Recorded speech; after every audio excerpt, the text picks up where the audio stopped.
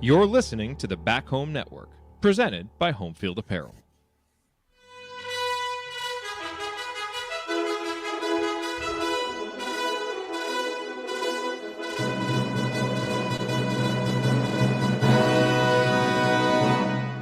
And welcome, Hoosier fans, to this week's edition of Assembly Call Radio, where each week we discuss the most important topics in the world of Indiana basketball.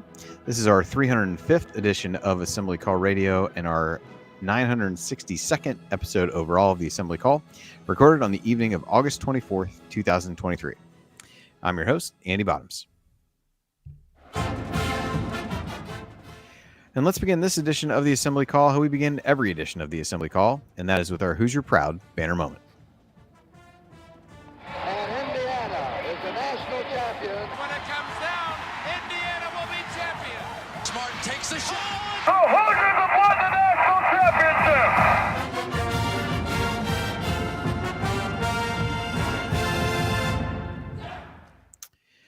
Well, a couple of things I wanted to hit on for the banner moment this week. The first of those is that it sounds like IU is going to be playing in the Battle for Atlantis in 2024. So everybody start making plans to work on your family to be able to spend time around Thanksgiving in the Bahamas, which maybe shouldn't be that hard to convince people to do. But, exciting for IU to be playing in one of those marquee events. Feels like it's been a long time since they've been in one of those. I know the year they were in Maui is the year that they had it in Asheville, so maybe that's why it feels that way. But I think a great sign in terms of where they sit in the pecking order nationally, and what should be a great opportunity for the team next year. Exciting opportunity for fans, and I think it was Zach Osterman who talked a little bit about how good of an experience it was when they went down there a couple years ago in the off season.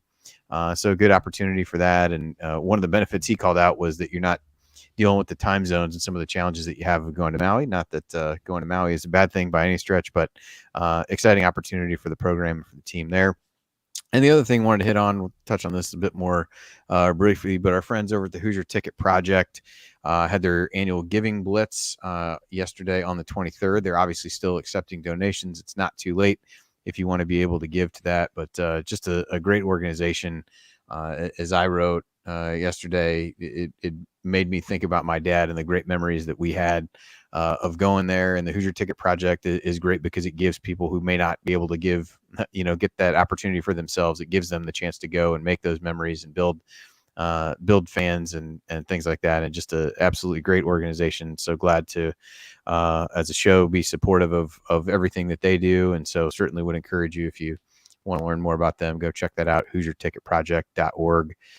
Just a great organization of Hoosier fans, and trying to keep building more Hoosier fans for the future, and again, getting people to games that they might not normally be able to get to. So excited about what they were able to accomplish. I don't believe that I saw what their final numbers were for yesterday, but seemed like they were doing pretty well in the middle of the day and had set a pretty aggressive goal for themselves. So excited to see how that all shakes out. But again, not too late, even if you missed the chance to donate yesterday.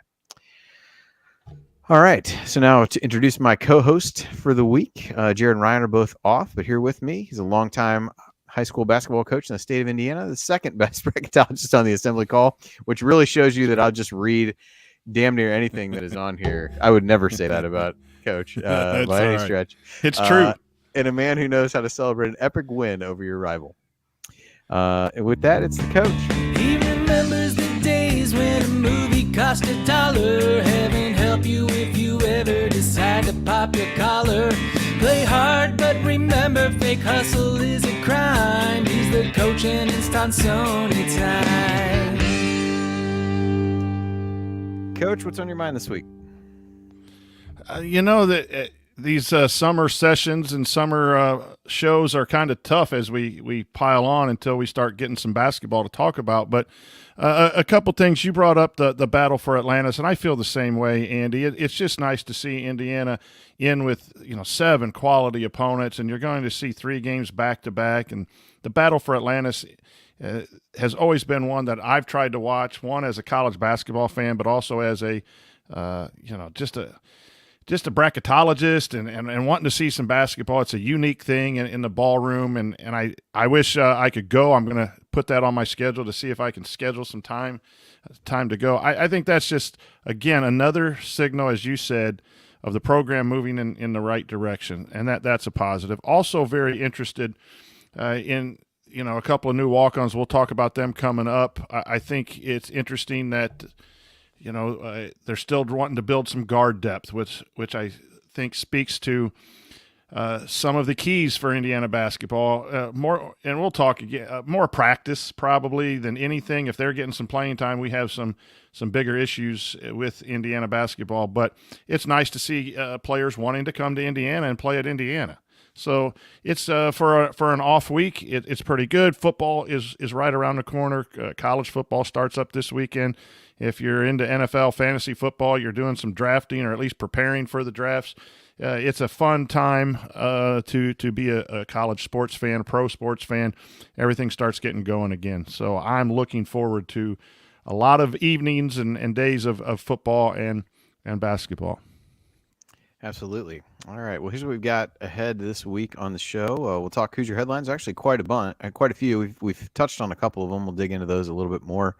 And then our second segment, we initially had this as 5 burning questions that will define the upcoming Big Ten season. Might have a couple extras to throw in there, a couple bonus questions as we talk about that, taking a step back a little bit and looking at the league.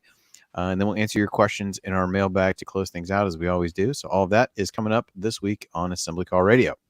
But now let's talk about our presenting sponsor. Home field apparel. Wear one for the team. And this edition of Assembly Call Radio, just like all shows on the Back Home Network, is presented by our friends at Home Field Apparel, where they have the largest collection of vintage IU apparel that you'll find anywhere.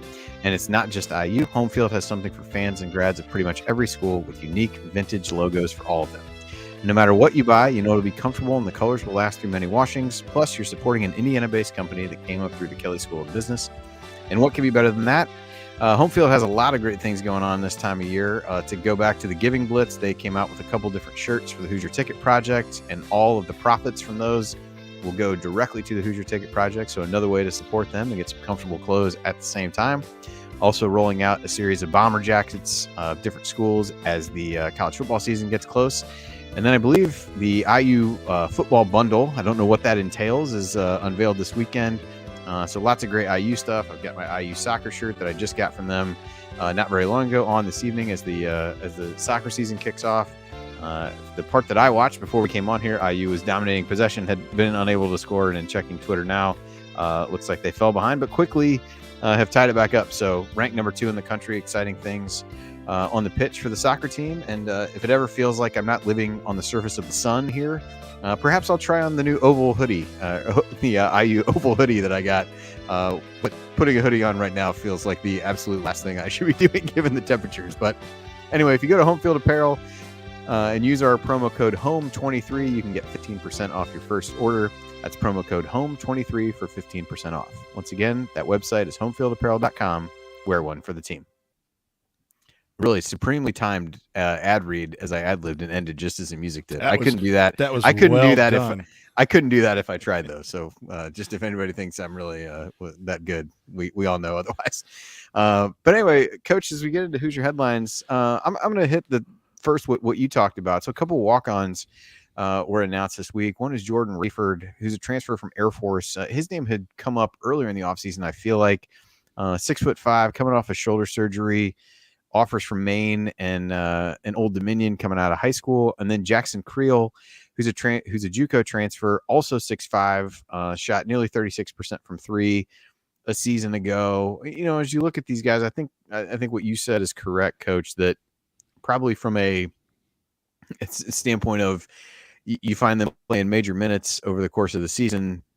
You know, one of two things has happened. Either they're way better than you thought they were, or other things have gone sideways for IU. But I do think it certainly helps the depth. And the other thing you look at here is you're not using a scholarship. You're not tying yourself into having that scholarship potentially, locked up in years to come.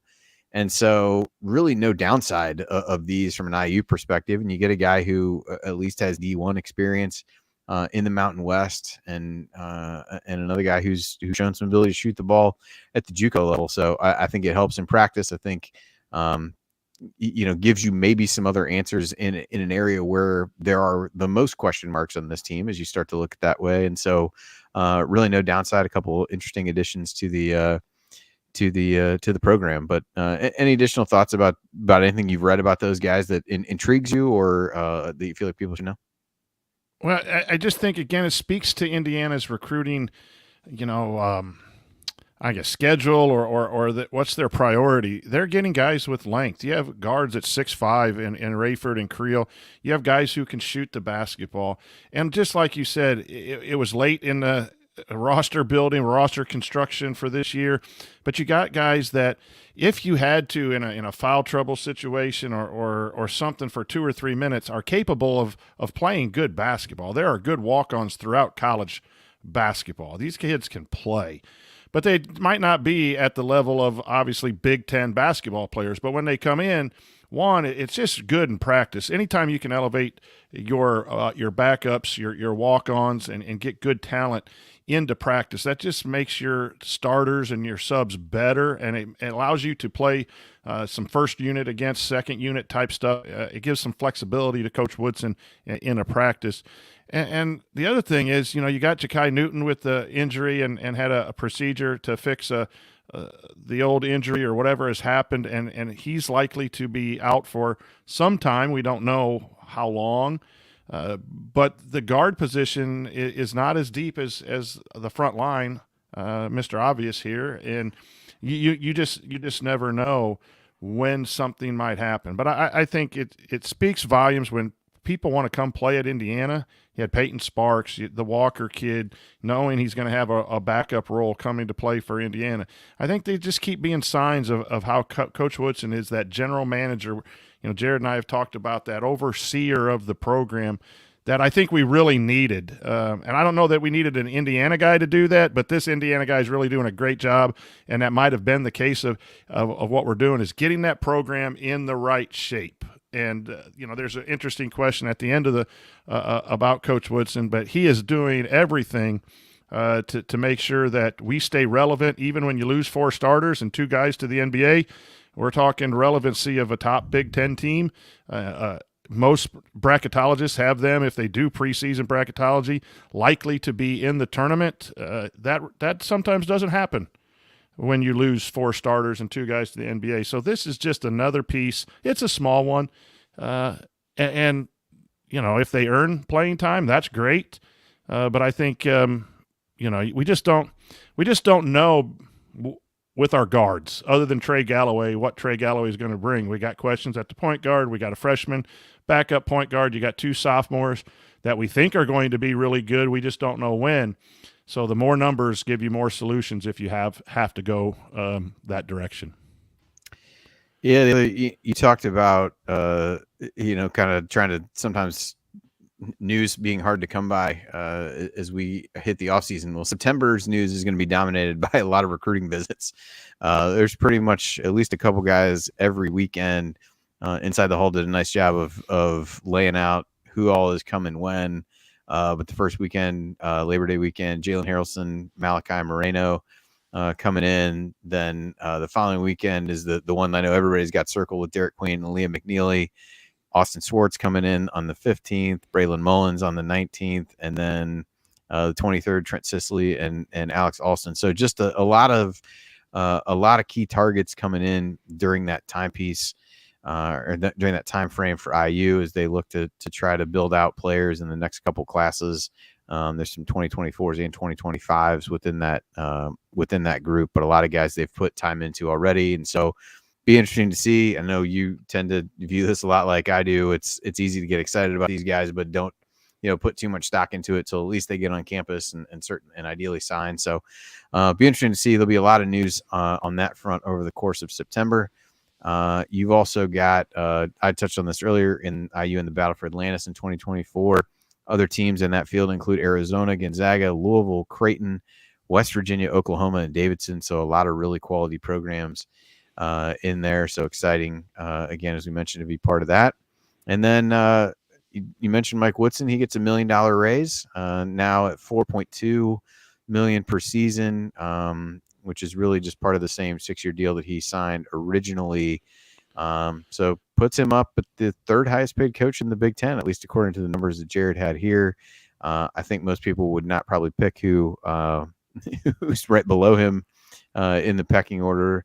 It's actually Kevin Willard of Maryland. I won't play trivia time with you because I assume you're reading the run sheet, so not really, not really too much to do there. And then a bunch of guys right in that $3.5 million range as well. But I know we touched on the battle for Atlantis. Any thoughts on the recruiting piece or the Mike Woodson raise? One, I do like what we're doing recruiting wise. I don't necessarily pay a lot of attention to it and try not to get too excited because you know that a visit, an offer, these kids get a lot of visits and a lot of offers from good schools, and so I don't set all my hopes and dreams on this kid coming or this kid coming. There's obviously young men that I'd like to see play at Indiana, but just the fact that we're getting a lot of visits and who we're recruiting, again, that's another thing that Mike Woodson, as general manager, overseer of the Indiana program, has done really well as he's getting his players, long, lengthy, talented players, to at least listen to him and be in the top 5, top 8. He's not winning everyone, and there may still be some questions about the long-term recruitment versus the short-term. He seems to be better short-term. Those are all real, but recruiting is difficult, but I think we're in the right direction if we want Indiana to be back where they're at. And then he deserves a raise for that and getting Indiana back into the tournament for 2 years, keeping Indiana relevant with the transfer portal this year. And I like the fact of a raise as opposed to an extension at this point. I have no problem with Coach Woodson, but who knows if he wants to coach, through another contract or whatever at his age. But you honor the hard work that he's done in 2 years. To get us back in a tournament, to have winning ways, to produce NBA players. I like that he got that raise. I also like, Andy, that he's third in the Big Ten. I mean, if basketball is going to be a priority and we're going to get back to putting banners in Assembly Hall, then we've got to pay for good coaching. And that goes for the assistants and bringing in, players, former players like Hulls and Cheney. This all of that stuff is headed in the right direction. I think that's very worthy of the raise. So these are good things, even in the off season here before we have basketball, that are happening to Indiana. Yep, absolutely. All right. Well, coming up on Assembly Call Radio, we're going to look around the Big Ten a little bit. It's a league that has 2 pretty clear-cut favorites, no matter where you look, some interesting incoming talent, and a lot of questions. So we'll look at a few of those key questions that'll help define the Big Ten season coming up. So we'll do that when we come back. Stick with us here on the Assembly Call.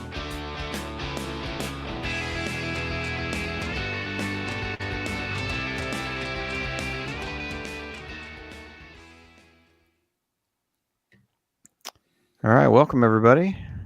Good evening. Stay cool, everybody. Yeah, no kidding. No kidding. Our AC was out earlier in the summer. I am extremely glad it wasn't out now. Knock on wood. We have some classrooms that it went out this week, and so we're moving people from one end of the building to the other and pushing back practices or canceling practices. It's just been a tough 3 or 4 days. Yep. Seems like some relief in sight coming up. So hopefully everybody can make it through the next couple of days and be there. I know Jared, if he was on, would say it's like this every day in Dallas. We get it. But anyway. All right. You ready to roll? Let's talk some Big Ten. A lot of, I think like you, I started pulling up rosters and trying to figure out, kind of forget some of the comings and goings, and there's even more of that than normal with the transfer portal. But yeah, there's some of these. There's guys a lot of uncertainty. Yeah, in the Big Ten. It's probably why there's 27. such a huge gap between the first couple teams, because the first couple teams are really the ones who have a ton back, and then the others are the question marks. So we'll get into that. All righty, here we go. All right.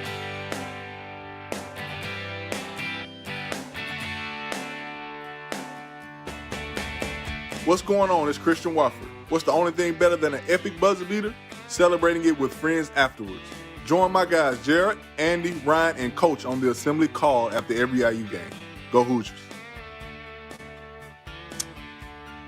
All right, welcome back to the Assembly Call. I'm Andy Bottoms here with the coach, Brian Tonsoni. And before we get into some burning Big Ten questions heading in to this upcoming basketball season, just once again wanted to talk about the Hoosier Ticket Project's Giving Blitz. They hit a huge one-day. They had a huge one-day goal of getting 15,000. Do not believe they hit that, but we can still help out as we go through the coming days. You can do that by going to HoosierTicketProject.org/givingblitz. As I mentioned before, they also got a couple great home field shirts where all the profits from that are going to the Hoosier Ticket Project as well. So multiple ways to help those folks out, particularly as we get ahead to football season and hopefully a team that gives fans something to cheer about as we go forward. So, all right, Coach. So we set out to have 5 burning Big Ten questions. I think we got a couple more than that, but we can we'll hit as many of these as we can. So we'll start with IU. This is one that Jared had thrown in here. And so this is probably one where if you knew the answer to this question, maybe we'd be doing something other than being on the show. But the way it was phrased here, IU is one of the most talented but unproven front courts in the country. How will it all coalesce with an experienced point guard running the show? So what do you think are some of the key ways and maybe the key things that you're looking for early in the season to see if that's actually happening? Well, in general, when we talk all these Big Ten teams, we're going to look at everyone and who's coming back. That's how we're going to judge Illinois and all of that. That's how the national guys judge these teams. And while we know who's coming into the program as new talent and who might blossom like Gunn and Banks, you and I probably don't know that about Illinois. You know, we know Terrence Shannon's coming back, so we're going to judge Illinois on who we know is coming back, and then we're going to we don't downplay their new guys, but we just really don't feel as good about their new guys as we feel good about our guys. So that's something that I would urge fans to consider is that, you know, we know more about Indiana. We don't know a whole lot about these other teams other than just who we've seen play before. And so we judge Indiana a little differently than we judge some of the other Big Tens just because we don't have much to go on. And the other thing is it's a guards game. I've said that over and over again. I believe it's a guards game. Do you need big, talented front court players to win? Yes, we had Trace Jackson-Davis. We don't do anything without a big man. So with that being said, I think Xavier is the key to Indiana next year, Andy. I just think if he can play consistent ball and the good X that he played for that 10-game stretch the year before he got injured, I think Indiana has enough talent on that front line that it's going to mesh really well. I think people are going to get open. Obviously, concern about shooting is there, but I think it's nice in this situation when you have a lot of new players on the front line that are extremely talented to have a 6-year veteran come back. But I do think there are some questions about X and his consistency and decision-making in his play. The last year, I'm not sure he had a consistent start before he got hurt. He had some really outstanding games, and he had some questionable games. I'd love to see that ironed out. If he can iron that out for the most part this year, I think our front line mixes well with what he does in using the bounce, using the ball screen, throwing lobs, those types of things. So I think the team's set up to be successful, but I think there are more questions than a lot of us will honestly want to face or want to state publicly because we just want the train to keep moving in the right direction. And so we have to be aware of some of those questions on the point guard, on the guard shooting, and with some of the inexperience on the talented front line. Yeah, I think it's one of those things where you want to keep yourself, and this is a trap that we've fallen in plenty of times over the course of time on this show, but, you know, kind of trying to talk yourself into the absolute ideal version of every guy on the team. And I think that's where IU fans, it's easy to get excited about the talent there because the talent is great. And what you don't know is how well it all gels together. And that's ultimately why this is one of the biggest questions that will, you know, determine where IU falls among a pretty wide range of outcomes for the team. I think, you know, the two things that I would say as you look at it, one of them, you know, I think with X last year, he never really seemed to get into a great feel for how he was going to play with Hood-Schifino. Yep. And to the extent that, you know, nobody's ever going to know whether that was in any way leading to the inconsistency that he had, but that overall factor is not there this year. He kind of knows going in, it's his show, a lot more like what it was a couple years ago. Does that help him or not? That's probably, it's certainly too early to say, but I do think that's one factor that has been eliminated from what may have impacted his play last year. And I think the other thing to think about is, would you rather have it this way where you've got a somewhat unproven young front court and an experienced guy running the point, or would you rather have experienced front court guys with a young guy running the point that you're trying to figure out how to get them the ball? And I think it'll be a great test of, he said this a lot last year, proof is in the pudding when he actually gets out there, but the way he was able to see the game from the bench. And if that is something that he really learns from and is able to build on this year, he can help elevate the young guys by putting them in position to be successful versus, the other scenario I talked about where you got experienced bigs and inexperienced point guard. That to me is a more difficult equation. But all of that points back to he has to play well for this team to be good. He has to be really good for this team to come close to the ceiling that they have, and ultimately why it's one of the bigger questions in the league as we enter. I think you make a valid point. With X and Shafino and figuring all of that out. But the other point that I want to agree with you is that we got an experienced point guard, and yeah, you'd rather have that experienced point guard. Now, sometimes it's been good experience, sometimes it's been a little shaky experience, but you got to have belief that the 6-year guy is going to come back and play well. You don't turn that away. You don't encourage him to go to the pros. You don't do that. If he wants to come back, you are happy that he comes back based on experience alone. And even when he would play average or above average, he's going to be better based on that experience than a young guy coming in. So it is a guards game. And when we start talking about some of these other Big Ten teams, the reason we probably have them elevated ahead of Indiana is guards and guard depth. And the reason Indiana is kind of in the middle of the pack, 3, 4, 5, 6, is because they have guards, but there's some questions. And then I would say the teams that have a lot of questions at the guard level, those are the teams that are going to be a lot lower in anyone's rankings. And I just feel that you could have, as you said, all the talent at the front line you want, but you don't have people to get them the ball or stretch the floor. You're not going to be a good basketball team. Yep. All right, next question will stay within the state of Indiana, and this one is about the team in your neck of the woods. But yeah, kind of a couple questions here. One being, how does Purdue respond to the way that last season ended, and does the way that ended? Do you think they make any changes schematically, whether that's defensively? Don't know that you're going to see a ton of different things on the offensive end for them, with Edey really being the centerpiece there, but. How do you think they come back this year? They're ranked really high in every preseason projection, as you would expect them to be. They didn't lose very much outside of Jenkins and Brandon Newman. They still have Edey. The freshman guards are a year older. But how do you think they respond to the way that things ended for them a season ago? Yeah, I think it's probably going to be motivation. They're very talented, and they were very good last year and have a ton coming back. And I know that they're working to improve.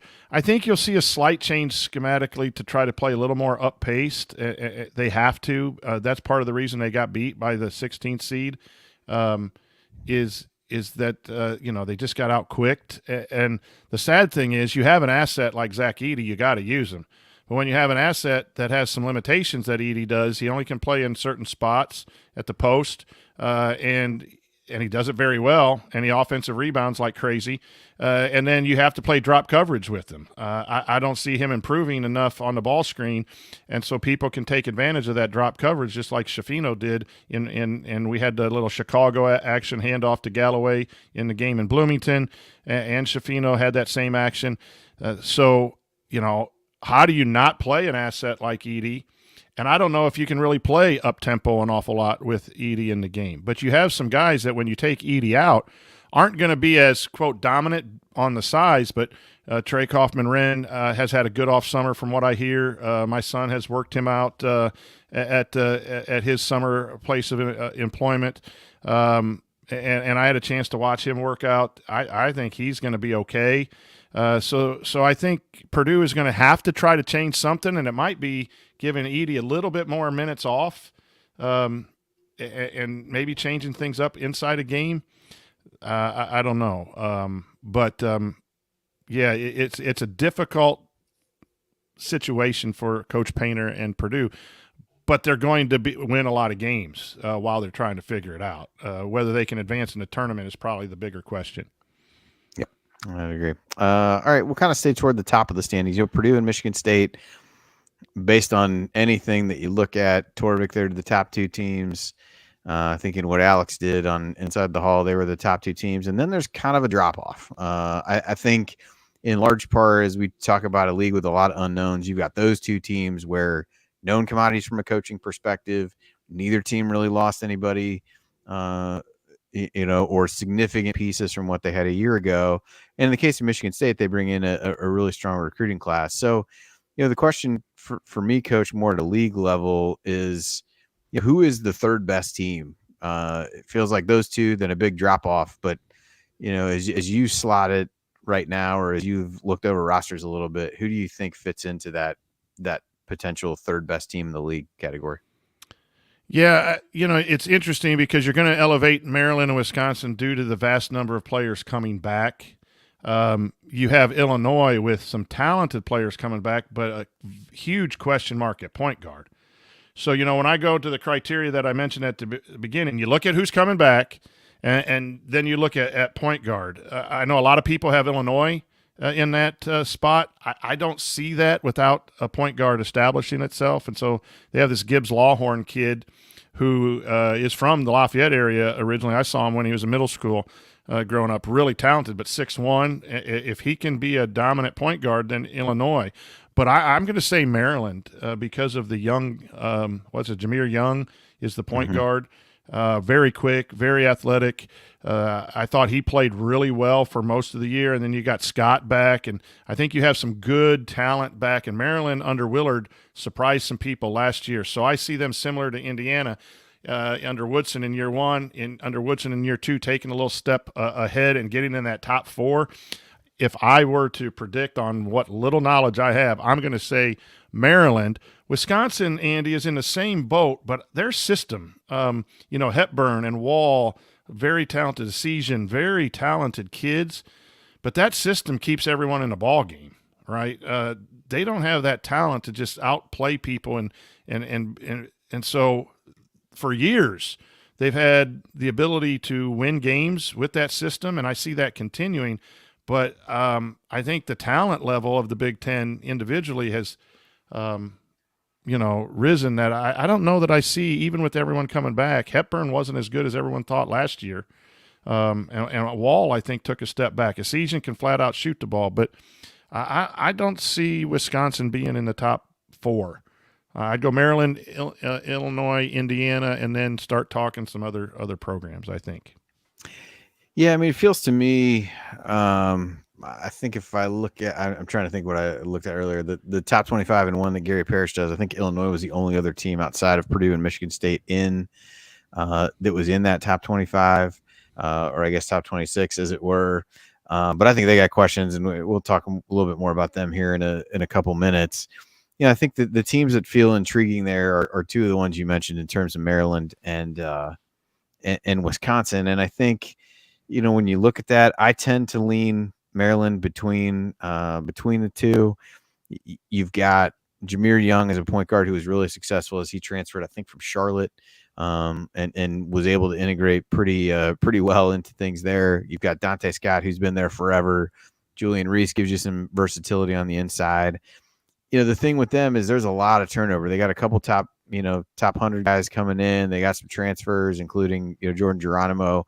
So they've got a lot of things where you've got that core of those three guys, and it becomes a question of how you can integrate the other pieces alongside of them. But didn't lose, probably outside of Hakeem Hart, anybody who was a huge producer for them. And then Wisconsin is, they've got almost everybody back, short of Jordan Davis who left. Hepburn, Wall, Crowell, Esiason, who I think is going to be, who I was really impressed with a year ago, and then they added a transfer from St. John's, a few other freshmen there. I think there's been so many times in the offseason where we've kind of undersold Wisconsin teams, and I think style of play is part of that, both just from a aesthetic point of view, but also from what you said, in a way that all the games are going to be close. They may win some, they may lose some, but they need Hepburn to be a lot better than he was a year ago, and so can they get more out of any of the guys that they have, or are they kind of, I think the way that Alex put it in his write-up here was good. He goes, you kind of made a case for and against each team. He said the case against failed to meet expectations last season, and the most experienced players may have already hit their ceiling as players. And so I think you've got a little bit more room for growth potentially in a Maryland team that that has some of these guys. I think Jameer Young is more dynamic to me than anybody that Wisconsin has. So I tend to lean Maryland a little bit there, but I think those are two of the teams that'll be in the mix. As you see that, and like I said, could be another time that we point back to, well, we should have thought more of Wisconsin than we did, but you never know. It's so interesting. You and I with bracketology, we look at results, which is really good because you know what they're doing on the court, and then you can make your judgments of what the committee's going to do. In these preseasons, we do this, the national people do. You're in awe because Wisconsin has everyone coming back. What did they finish last year? Hang on, I got it here. They were 20-15 overall, 9-11 in the league. Okay, so they're one of that bunched teams in what 5 through 9 or 5 through 10, whatever that. Yeah, they were 17-14 at the end of the regular season. They did go 3-1 in the NIT. That was kind of overall record. That wasn't record as of the end of the regular season. So sometimes when you have returning starters that were okay, there just might be okay again. There's no guarantee that just because you're coming back 1 year later, you're going to be better. Yes, they work hard. Yes, they're working on in another year together in a system. All of that stuff is true. But what Alex said in the write-up is true. If you've hit your ceiling as a basketball player, you're at your ceiling. And maybe Wisconsin has a bunch of guys who are at their ceiling. And again, I do appreciate their system of play because it has been effective, but it's one of those where the system will win you some games, but does it win you tournament games? Does it get you to the top of the league?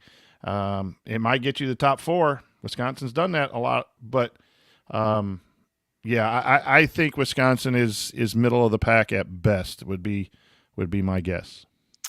Yeah, I call something that you described kind of essentially like the IU football conundrum that I've seen. I can't tell you how many preview magazines over the course of time where it's like, oh, they bring back this number of guys, and then you look and it's like, well, the team wasn't very good last year. Are we excited that we bring back that many guys? So yeah, exactly what you said. Maybe we need an overhaul. Yeah, maybe. All right. So you touched on Illinois a little bit. This is an intriguing one for me. Basically, the question for me is, will the pieces fit together better for Illinois this year than they did a year ago? I think everybody got really excited about the guys they were able to bring in, where they had Sky Clark coming in, they had Matthew Meyer coming, they added Terrence Shannon, Dane Danger, and I think as you look down those guys, some of them worked out, some of them didn't.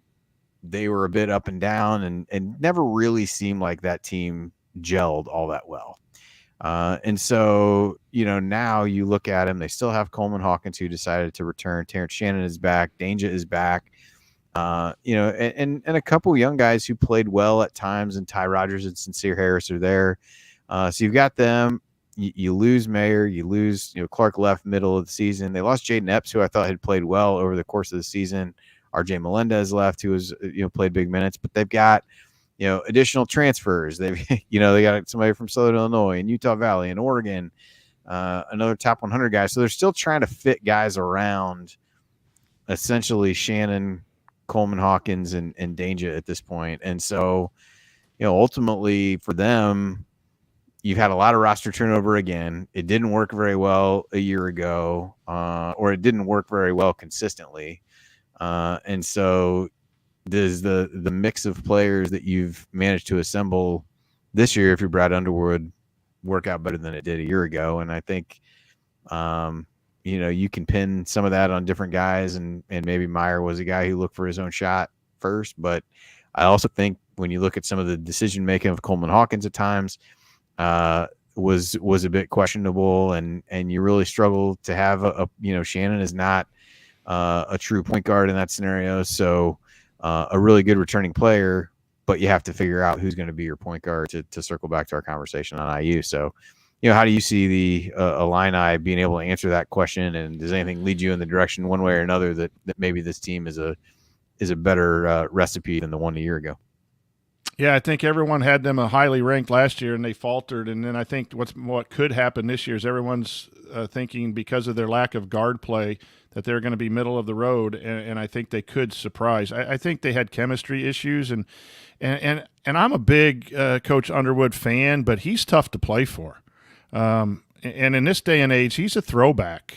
He is really tough on his players, and today's players sometimes may not like that. So that means Coach Underwood really has to recruit the right character for his coaching style more so than others. And you can criticize that and say he should adapt or whatever, but he's just one tough SOB.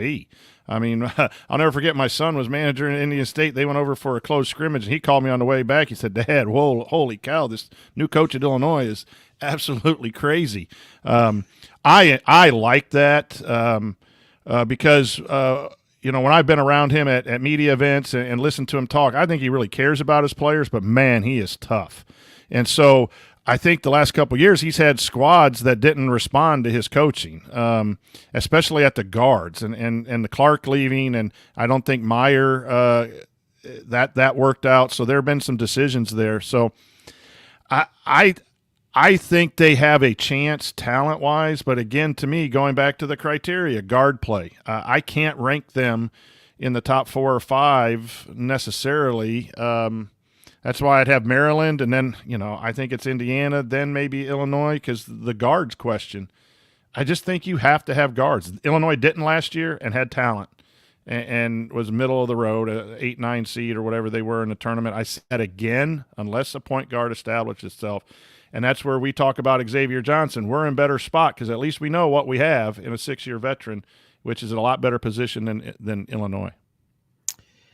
Yeah, the next team to talk about is Ohio State. I'm not sure that anybody has had more roster turnover than Ohio State. Had a really, the question for me, can they bounce back from a disappointing season given how much they changed the roster? In some of these cases, to go back to what we talked about before, maybe turning over a lot of the roster of a team that went 1-14 during a 15-game stretch at one point is a good thing. And I think there's potentially an argument to be made there. But, I mean, they were 10-3 at one point and then we're 11-17 after the next 15 games. And that Big Ten tournament run was really impressive to get to the semifinals, but that was signs of life they really had not shown for a significant portion of the season.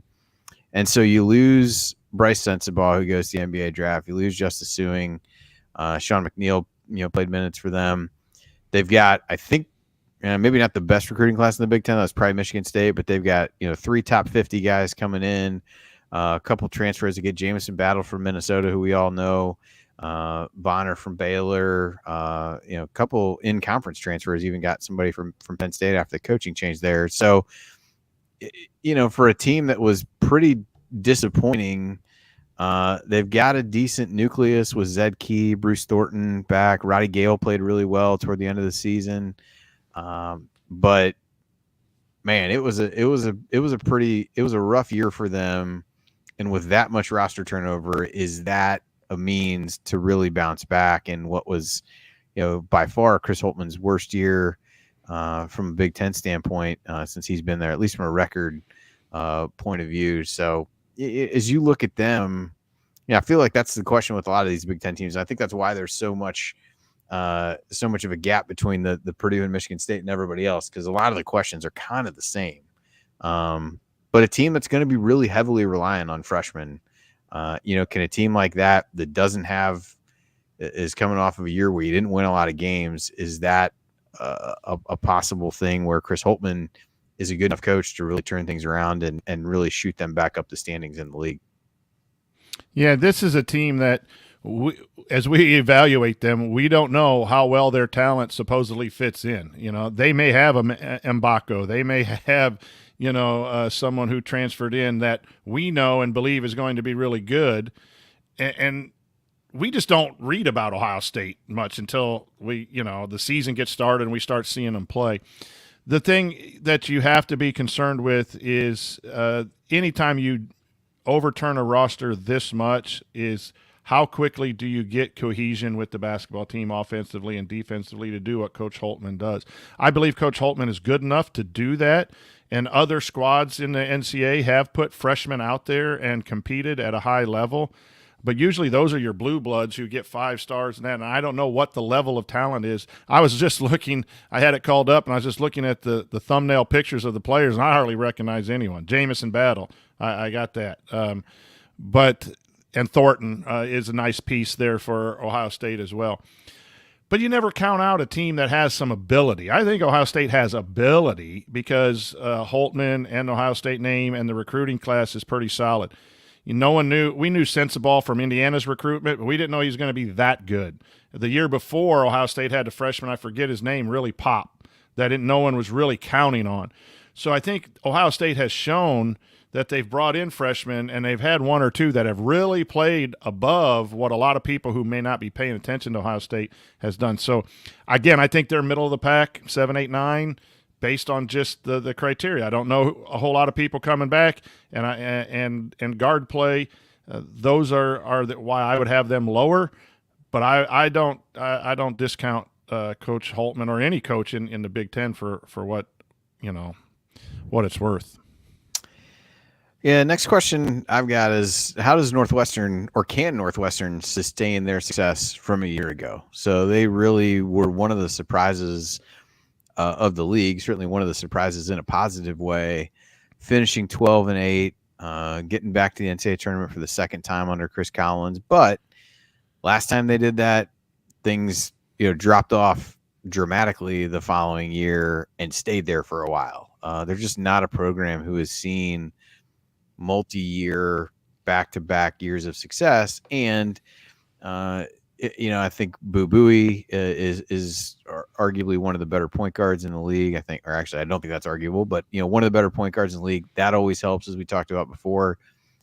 Brooks Barnheiser was a guy who showed some promise last year, and I know somebody that your son has worked with a little bit over the summer as well. But they lose Audige, who was erratic offensively, but really disruptive on the defensive end, and so. Just for a team that hasn't been able to sustain success in the past, ultimately it boils down to, is this a different scenario for Northwestern, and are they able to really build upon what they did last year, or was it or could it end up being viewed as somewhat of a flash and a spike in production, but then a drop off the following year? I'm leaning more for a drop off, but I'm not sure how much of a drop off. Coach Collins has done a good job. He stayed with it. He's been patient, and he finally got a group together. When you have Boo Buie back, that is a huge piece. Huge piece. I don't think it's 12-8 good like they were last year. So, yeah, I do. I like your terminology. I think they spiked last year, and previous years when Northwestern has done that, they have fallen all the way back down to the bottom. I see a softer landing this year because of some of the pieces they have back, and I think some of the programs. I mean, the whole Big Ten is well coached and talented to some extent, and there are always teams that spike, and there are always teams that are supposed to be 1, 2, and 3 that fall down to 7, 8, 9. Michigan the last couple of years has been heavily thought of prior to the season starting, and then they've just kind of fallen off with heavy amounts of talent and good coaching. So. I just think that it's hard at Northwestern. It's really hard to sustain that year in and year out from a recruiting standpoint. And again, without knowing a whole lot of details about their roster construction, their saving grace is their guards. I think Barnheiser at a small forward type is a real tough-nosed coach's kid from here in Indiana, Lafayette area. Those are some pieces that can win some games enough to be, a mid-level program. Yeah, with them, it's interesting. You kind of look back a little bit at their history on Ken Pom here, and they tempo wise, I wouldn't say they ever really sped up, but for the 2020-2021 season and then the following season, they had played at a bit faster pace. They really slowed it back down again a year ago. The defensive numbers have been, that part was not an anomaly of what we've seen from Chris Collins. There have been other years when they had really strong defensive efficiency numbers. I think it was one of their better seasons on the offensive end.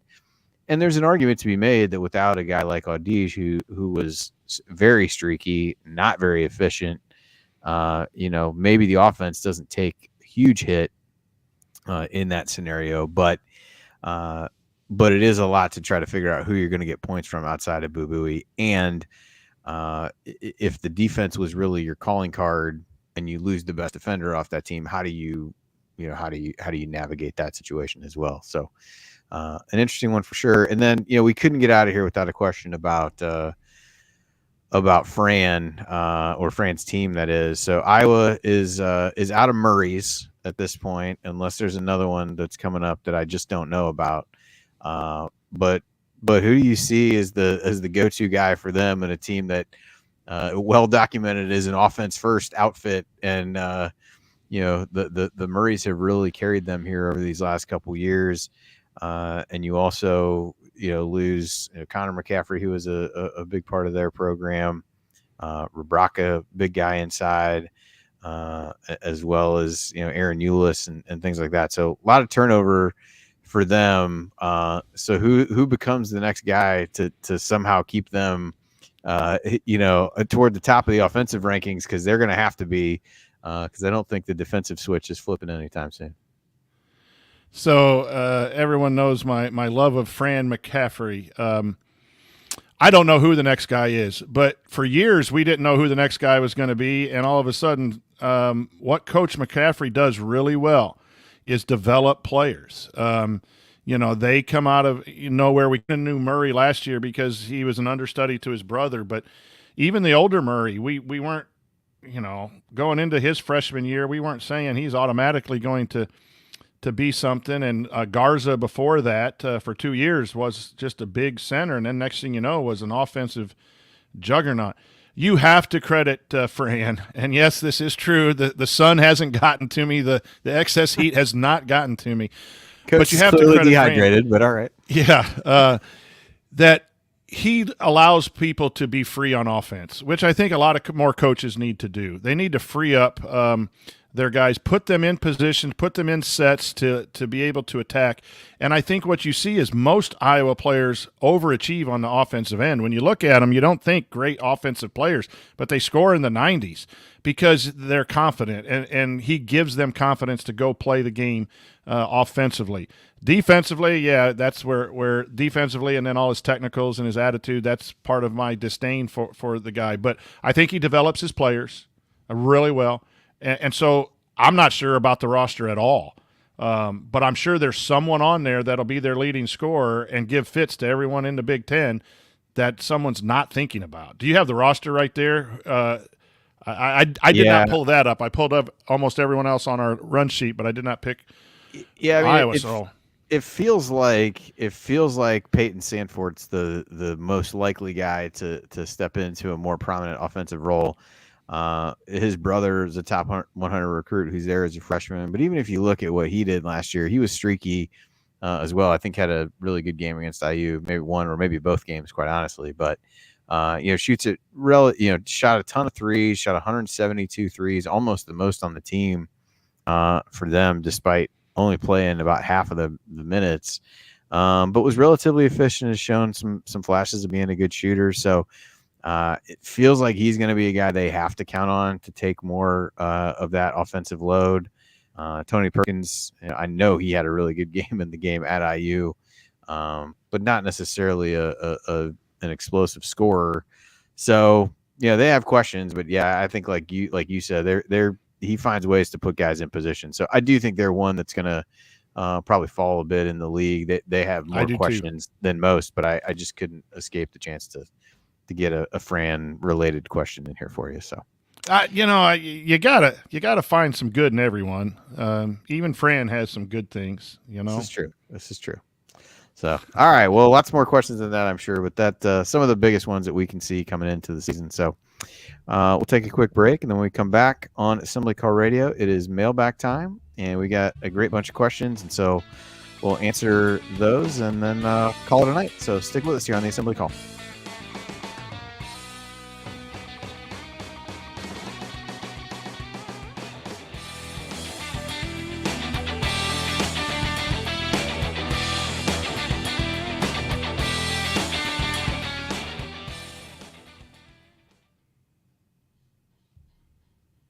Was there some extra music in there just now? I didn't hear anything extra. Okay. Well, sometimes when I fix my ear buds here, it turns on my Apple Music, and so all of a sudden I was sitting here getting ready to hit the outro, and I heard some song pop on. I didn't know if that went out over the air or not. I did not hear it. I don't think so because it's not tied to that whatever I have on my computer, the mixer. Yeah. But that's all Jared stuff. Yeah. But I thought, oh crap. Nope, you're good. You're good. Nobody. All right. Nobody. Everybody's left wondering what kind of stuff you're listening to. So it's nothing good. It remains a mystery. Yeah. All right, you ready to hit a few questions? Don't have a ton, so we'll probably go through some of these fairly quickly. So. All righty, here we go. All righty.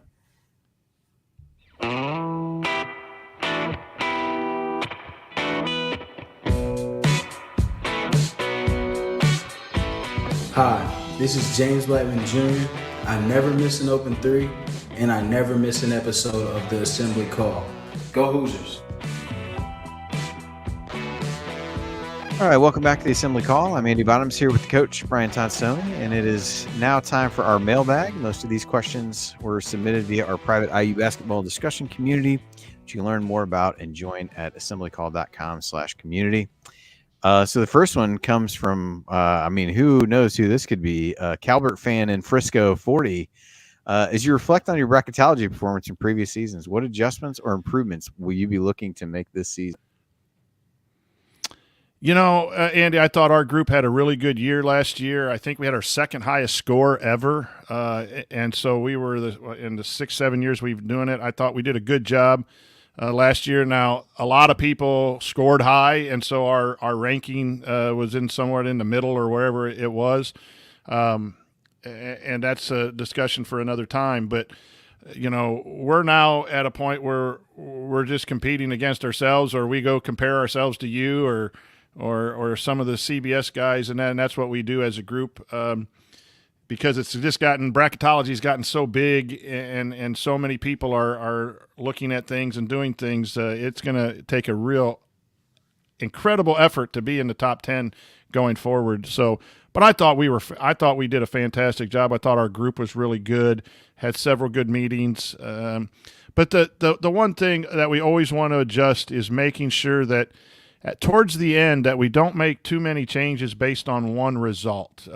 With the conference tournament games, they do count, and I do think it might change some things every once in a while, but really trying to get that hammered out on Tuesday and Wednesday, a real strong foundation, and sticking to that short of a couple exceptions. I think when we haven't scored well in the bracketology, we've allowed the media or that to sway us into thinking there's a lot of changes going on Saturday and Sunday. With that being said, I do think the committee paid a little more attention to those things after us bracketologists said all that. And so it's a year-by-year adjustment. You got to try to guess who's on the committee and what they're doing, but it's just a fun exercise. I know you enjoy it. You do a great job inside the hall and publishing all of that. I know our group is looking forward to that, and it's just given our high school group so much access to college athletics and getting to help young people at Delphi. So we just continuously look for just small pieces of information that'll help clue us in on where people are going to be seated. Yeah, I would echo some of the same things you said. I mean, one thing would be to get the committee to do, think more like me. But I think exactly. I think the couple things that stood out is while you were talking, I was kind of pulling up my sheet from the end of the year. A couple teams I missed by 2 spots on, or by 2 seed lines on. One was Florida Atlantic, which I stand by should have been a much higher seed, but I think it feels like history has proven time and again that they're going to put those teams that have really dominant performances like that on the 8-9 line and make them prove something. And they did a year ago. So I feel a little bit vindicated by having them at a 7 on my list, but they ended up being a 9. I think there's probably other lessons to be learned for similar teams from previous years. And the other team I missed by 2 was Texas A&M, which I think falls into one of the things you said, which was a little bit of their performance in the SEC tournament. I thought they'd played well there. didn't end up winning it, but made it to the final day. Had a really strong conference performance, but struggled in the non-conference, and I think didn't schedule particularly well. Although I think they scheduled a little bit better than they did the year prior.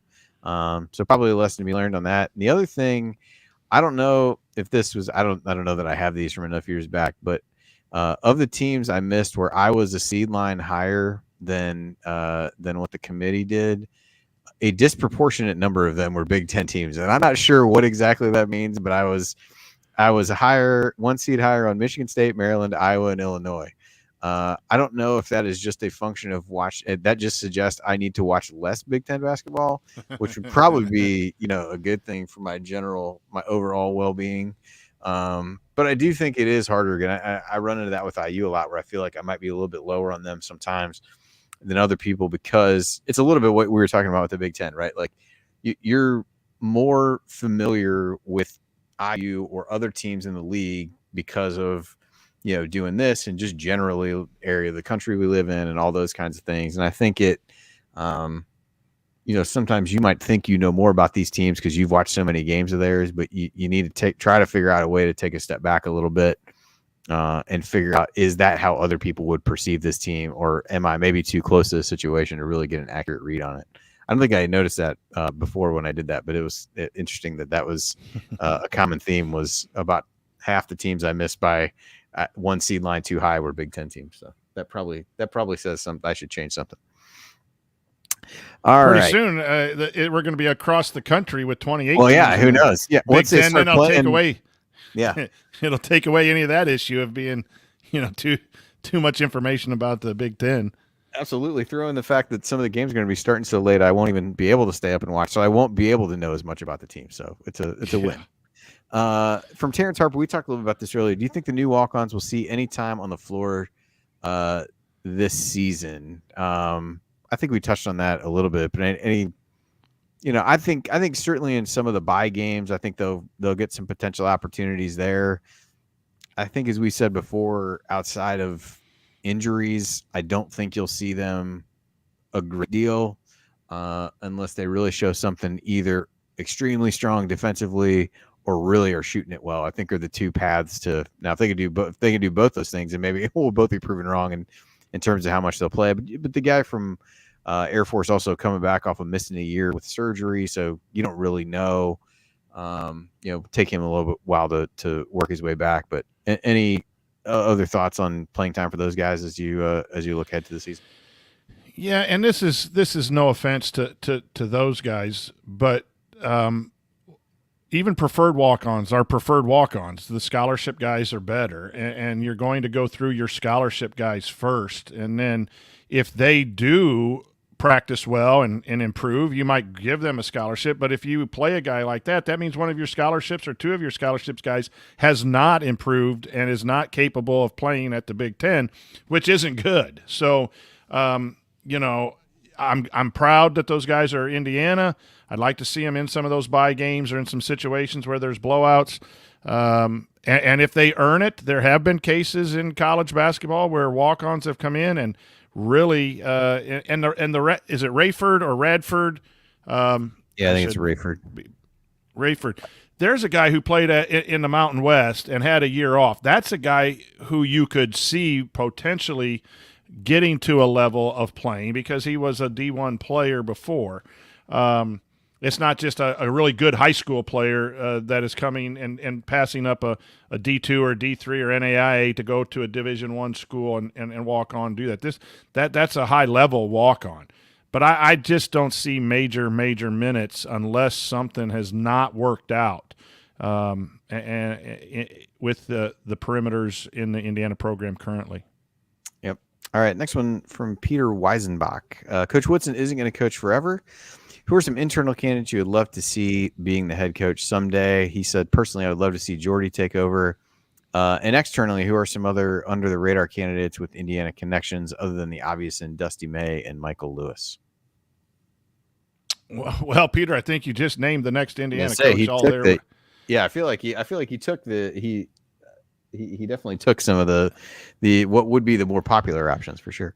It's interesting. I saw this question this afternoon, and driving around Lafayette today doing some furniture shopping before the show. I was giving it some thought. It was a lot more enjoyable than the cost of furniture, but I do think this might be a case, depending on what Coach Woodson wants to do in the next year or two. If he wants to continue coaching, they probably need to extend him for recruiting. You can't go into your last year unknown, because that's going to just, put a lot of negative recruiting into coaching staffs around the country if Woodson's recruiting in year 5 or 6 without an extension. So I think after next year, you have to extend if he wants to continue coaching. And at this point, I think there's no reason you wouldn't do that. I think so then what's Indiana going to do? Are you going to go internally? I think we have guys on staff that could take over. But, boy, that is a 50-50 proposition, Andy. You've seen the Purdue situation worked out with Matt Painter. But there's been other situations where you've had, your predetermined guy. It didn't work out in Indiana at one time when you got rid of Coach Knight and hired Mike Davis. So I'm comfortable with the 3 assistant coaches that we have. And I think, that they're the 2, I think they could take over. And I think if you have a Coach Woodson who's built the program up, we've gone to the tournament 5 or 6 years, and he wants to retire because of it's just time for him to retire, I would not have a problem with any of those guys being asked to take over. I do think your 2 choices there, Dusty May and Michael Lewis, should probably be 1 and 1A on the interview list, because I do see now the value of Indiana connections. I still think you can get a good basketball coach that isn't connected to Indiana, because like Bob Knight played at Ohio State. But it's either a real top coach at that point coming in, taking over for Coach Woodson, who's demonstrated winning at a high level at a Power 5 school, or I think you go Dusty May or Michael Lewis and keep the Indiana connection. At least you have a good young coach coming up from a smaller program that has Indiana connections, and I think that might be the key. So I think that's still 4 years away. I think Coach Woodson's going to coach through his contract at least, and he will let Indiana know if he wants to be extended or not, and they'll start thinking about it in year 5 or 6 if there needs to be a successor. But I think Indiana's in better position than I thought 3 years ago with coaching. Yeah, I think, in terms of internal candidates, Holz is an interesting one, as he mentions here. I do think Kenny Hunter is a guy who everybody has been really positive about as he's been there. So if you look at not an IU guy, but somebody who's been on the staff through a couple of different regimes, obviously somebody has to feel pretty good. It's not all that common for somebody to stay over from previous staff when somebody new comes along. So I think that's somewhat telling that he was retained in that scenario. And yeah, I really struggle to think about who some of the other, candidates with IU connections would be that aren't really there outside of, Dusty May and Michael Lewis. You kind of scan down the list of, just college basketball teams in general. Those feel like the 2 obvious ones. So I'm not really aware of somebody else that would be there. And I think if those are your 2 guys, you got to feel good that you'd be able to go get one of those guys, and you don't need somebody more under the radar than right. They would be. But I think it'd be hard for Hulls to jump in 4 years. I think so too. Being I at think the position he is, and not official coach. I think that would be difficult to ask him to even do that. Now, could he be an assistant coach on a staff like that? Yes, I do think. But I think Hulls would be I don't know that he's not – I'm not saying he's not capable, but there's a lot of experience of being an assistant and moving up and doing those things in coaching to take over a program like Indiana. Everyone was kind of questioning Mike Woodson. Did he have enough college experience? And the guy had been in the pros for 25 years. So yeah. I think that would be a long shot for Jordy to be asked. I think that's a lot longer term. And he's early in that career, but I do think and I think that's something they'll probably look to do with him, is try to figure out how to give him some of those other opportunities right. as you move people around in different capacities. But yeah, I think to jump from, even if he, moved over a chair every year between now and that 4-year time period, that's not a lot of experience at those different levels to really do it. But I think that feels unlikely as one that would be the Woodson successor. Maybe he's the successor to the successor if you kind of groom him and go through some of the process that way. We'll end with a couple questions from Valerie, who did an excellent job on the trivia last week. So first one, when can we expect the full men's schedule to come out? I tried to look back a little bit in recent years. It seemed like kind of, maybe around the 10th or so of September as a ballpark. So, they've announced the non-conference. I think the non-conference piece is pretty much all known at this point. I think what isn't known, Big Ten opponents are known, just not the actual dates of those. But I think I look back and there was one might have been around the 8th of September, another around the 12th. So I'd look for it probably another couple weeks yet to wait for that or so, just trying to use history as our guide on that one. And her other question, has anyone heard anything about Peacock and college basketball, especially the Big Ten? I know when some of the conversations around all these things were going, there was mention of some of the games being on Peacock. I have not.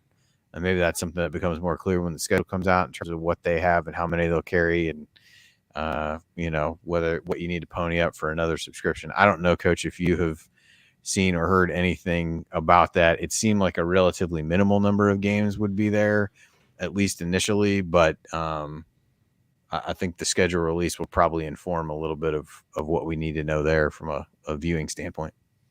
Yeah, I think there's going to be a decent portion of Big Ten games on Peacock. How it affects Indiana viewing, I'm not sure. I would imagine 1 or 2 games from Indiana. That's what I'm assuming, yeah.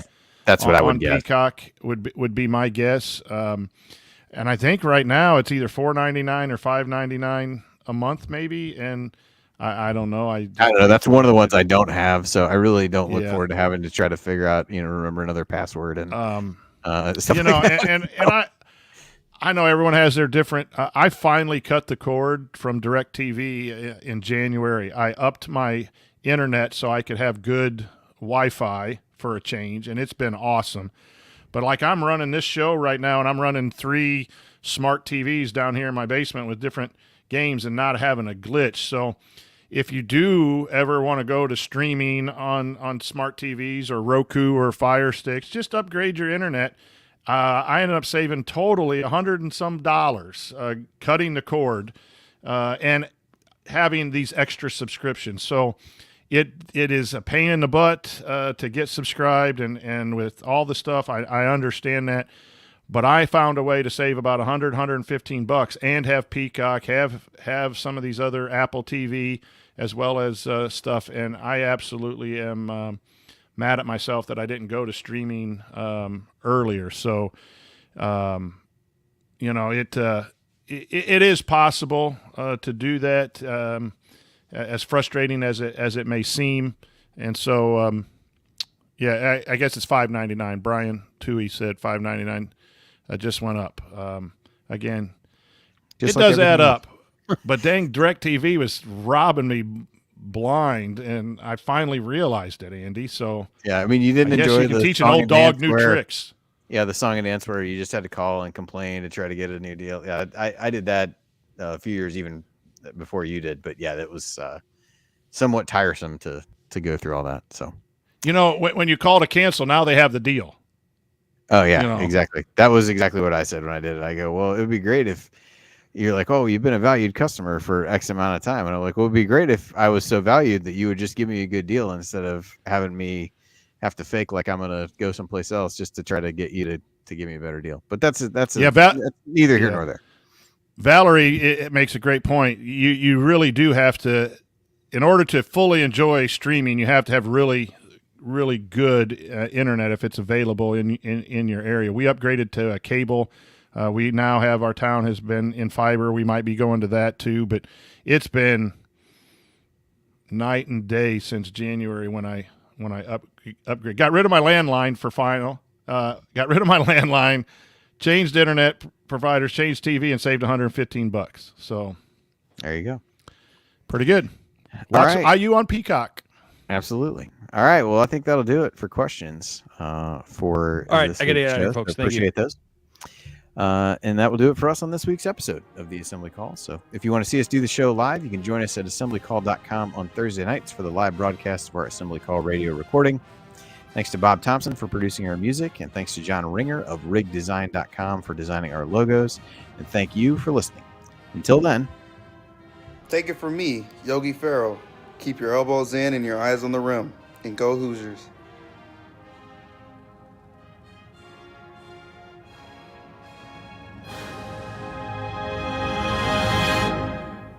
That's it. We're done. No more questions. Thank you. Thanks for coming out.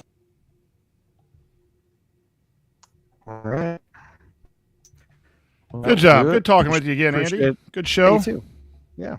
Appreciate everybody being here. I think I've got a few things lined up for the coming weeks. I believe I don't have this in front of me, so take this with a grain of salt. But I think next week, Eamon Brennan's going to be on.